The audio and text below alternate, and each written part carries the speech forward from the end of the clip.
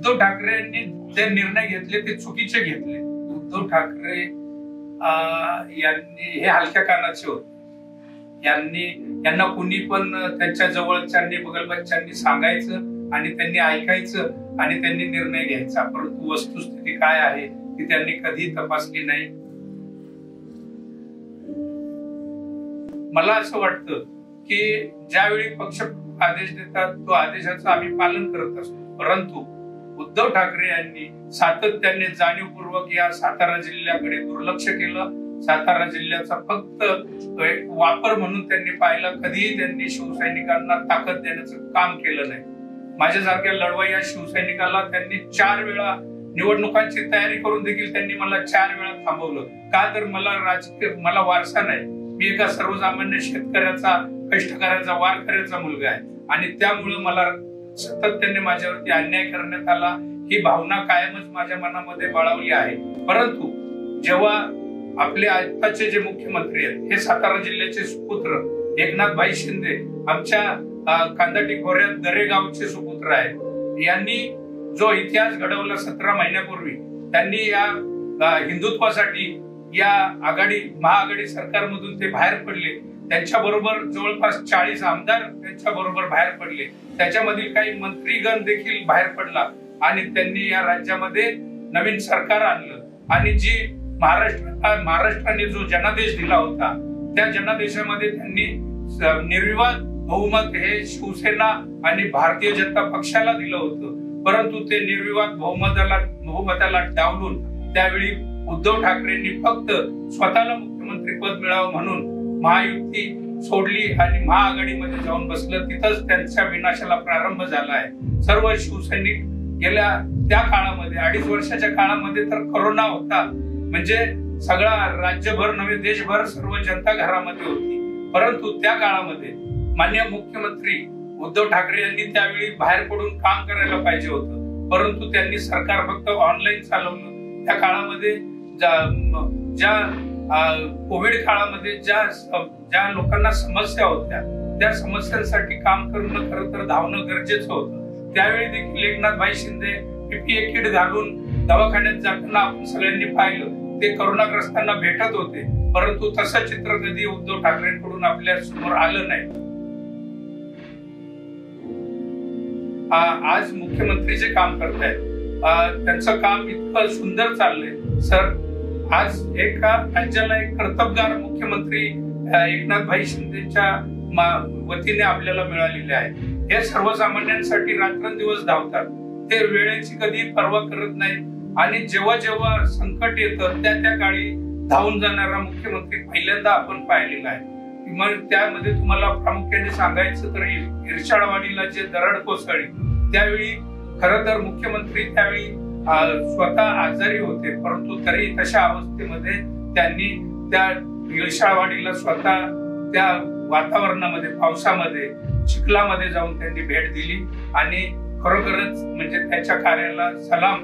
आणि त्याच्या कामाची पावती घेऊन आम्ही सातत्याने पक्ष वाढवण्याचं काम सातारा जिल्ह्यामध्ये करतोय. मला खात्री आहे सातारा जिल्ह्यामध्ये सातारा जिल्हा हा आमच्या एकनाथ भाई शिंदेच्या मागे भूमिपुत्र आहेत. त्यामुळे आम्ही सर्वजण त्यांच्या पाठीशी उभे आहोत. जरी इथं म्हटलं जातं शरद पवारांचा बालेकिल्ला, परंतु तसं काही राहिलेलं नाहीये. पूर्वी शरद पवारांचा बालेकिल्ला होता असं म्हणूयात, परंतु आता तो किल्ला ढासळलेला आहे.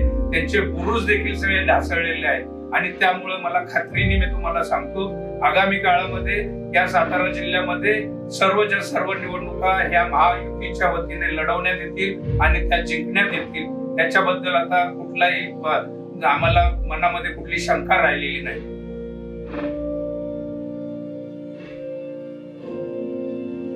गेले 17 महिने आपण बघतोय मुख्यमंत्री झाल्यापासून एकनाथ भाई शिंदे सर्वसामान्यांसाठी धावतायत. आपण सातत्याने बघतोय रात्रंदिवस ते पळतायत आणि ते काम इतकं जनतेला भावलंय. तर हा असा मुख्यमंत्री आहे की तो सगळ्यांसाठी अवेलेबल आहे. केव्हाही त्यांना जनतेतली लोक भेटतात. कुणाला मदतीची गरज आहे ती लोक भेटतात आणि साहेब तातडीने जागेवरती निर्णय घेतात आणि त्यांच्या समस्यांचं निराकरण करतात. खरं तर आपण जो श्रीकांत शिंदे फाउंडेशन किंवा मुख्यमंत्री वैद्यकीय कक्ष आपण बघतोय की उद्धव ठाकरेंनी जवळपास 2 कोटीचा निधी त्या माध्यमातून त्यांनी 2.5 वर्षात वाढला. परंतु आज आपण बघतोय की आपले मुख्यमंत्री साहेबांनी 200 कोटीच्या आसपास हा निधी वाटप केलेला आहे. त्यामुळे सर्वसामान्यांना गोरगरिबांना त्या उपचारासाठी सवलती मिळत आहेत. बाळासाहेब ठाकरे आपला दवाखाना त्यांनी सुरू केला. ठाण्यामध्ये सुरुवात झाला, मुंबईत 200 झाले दवाखाने सुरू, आता राज्यामध्ये देखील 700 दवाखाने सुरू होत आहे. म्हणजे हे सर्वसामान्यांसाठी फार मोठं काम आहे. आम्हाला काय लागतं, आज तुम्ही बघितलं की केव्हाही अवकाळी पाऊस पडतो, शेतकऱ्यांचा धान्य हे जागेवरती पावसामुळं खराब होतं, फळबागा नष्ट होतात. अशा वेळी आज 1 रुपयामध्ये विमा देणारं हे सरकार आहे. त्याचबरोबर जिथं 1.5 लाख मर्यादा होती ती 5 लाखापर्यंत वाढवली या सरकारने. म्हणजे शेतकऱ्यांसाठी काम करते, कष्टकऱ्यांसाठी काम करतायत मुख्यमंत्री. आणि त्यांच्या जोडीला उपमुख्यमंत्री माननीय देवेंद्रजी फडणवीस, तसेच आता आपल्या बरोबर मोदी साहेबांच्या विचारांचा पगडा घेऊन मोदी शहा साहेबांबरोबर ज्यांनी आपले एनसीपी मध्ये जे होते ते आज उपमुख्यमंत्री अजितदादा पवार देखील मोदी साहेबांच्या विचारांनी प्रेरित होऊन ते देखील आपल्याकडे आले. ही 3 मंडळी आता खूप चांगलं काम राज्यामध्ये करत आहेत.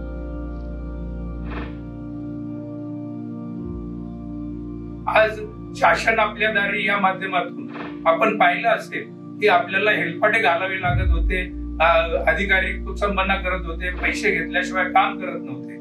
परंतु हल्ली आपल्याला दिसतंय शासन आपल्या दारी माध्यमातून लोकांना जागेवरती त्यांना लाभ मिळत आहे. जवळपास 1,80,00,000 लोकांना याचा लाभ मिळालेला आहे. आणि तुम्ही म्हणजे हा जो लाभ मिळाला हा थेट लाभ मिळाला. कोणाला ट्रॅक्टर मिळाले, कोणाला ज्या काही अडीअडचणी आहेत त्या सगळ्या या शासन आपल्या दारी या कार्यक्रमाच्या माध्यमातून महाराष्ट्रातील शेतकऱ्यांपर्यंत त्याचे लाभ पोहोचत आहेत. म्हणजे तुम्हाला हेलपाटे मारायची गरज नाही. शासन आपल्या दारी माध्यमातून तुम्हाला घरपोच या सगळ्या वस्तू मिळायला लागल्या. यापूर्वी असं चित्र कधी पाहायला मिळालं नव्हतं. आज आपण बघतोय की महिलांसाठी एसटीची सवलत दिलेली, महिला देखील आज घराबाहेर पडायला लागल्यात, प्रवास करायला लागल्यात. ज्येष्ठ नागरिकांना सवलत दिली आहे. एसटी डिपार्टमेंट खरं तर काय लॉस मध्ये होतं, परंतु जेव्हापासून आपल्या शासनाने असे निर्णय घेतल्यापासून आता मागच्याच महिन्यामध्ये मी वाचलं की 32 कोटी एसटीला नफा झाला. म्हणजे अशा पद्धतीने राज्यामध्ये वाटचाल चाललेली दिसते आपल्याला. आणि जिथे कुठे तरुणांचे प्रश्न आहेत त्या तरुणांच्या हाताला रोजगार मिळावा यामुळं याच्यासाठी देखील योजना आणल्या जात आहेत. आता नवीनच वृद्ध लोकांसाठी लवकरच एक योजना आहे त्याच्या माध्यमातून वृद्धांना त्याच्या खात्यावरती महाराष्ट्र शासनातर्फे काही रक्कम देण्यात येणार आहे. मोदी साहेबांच्या माध्यमातून आपण बघितलं की जवळपास 15-20 हजारापर्यंतचा हप्ता शेतकऱ्यांच्या खात्यामध्ये पोहोचलेला आहे. त्याचप्रमाणे राज्य शासन देखील आता आपल्याकडून पण शेतकऱ्यांना 5,000 रुपयाचा हप्ता आपण देखील शेतकऱ्यांना देतोय. म्हणजे ज्या ज्या समस्या आहेत त्या त्या समस्यांसाठी सरकार काम करते आणि गोरगरिबांना जे काय हवंय ते सध्या मिळतंय. सर्व राज्यातील जनता खुश आहे आणि ती सर्व जनता एकनाथभाई शिंदे आणि या महायुतीच्या सरकारला दुवा देत आहे.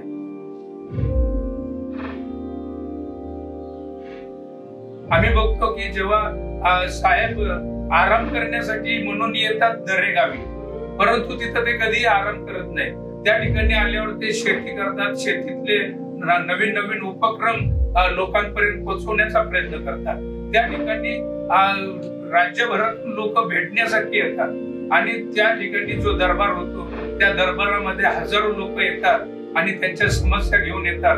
परंतु मुख्यमंत्री कधीही शेवटचा माणूस संपेपर्यंत त्या ठिकाणी थांबतात आणि प्रत्येकाच्या समस्या समजावून घेऊन त्या समस्यांचं निराकरण करण्यासाठी स्वतः जातीने अधिकाऱ्यांना फोन करतात आणि समस्यांचं निराकरण होईपर्यंत साहेब त्याचा पाठपुरावा घेतात. म्हणजे असा मुख्यमंत्री आम्ही आतापर्यंत पाहिला नाही.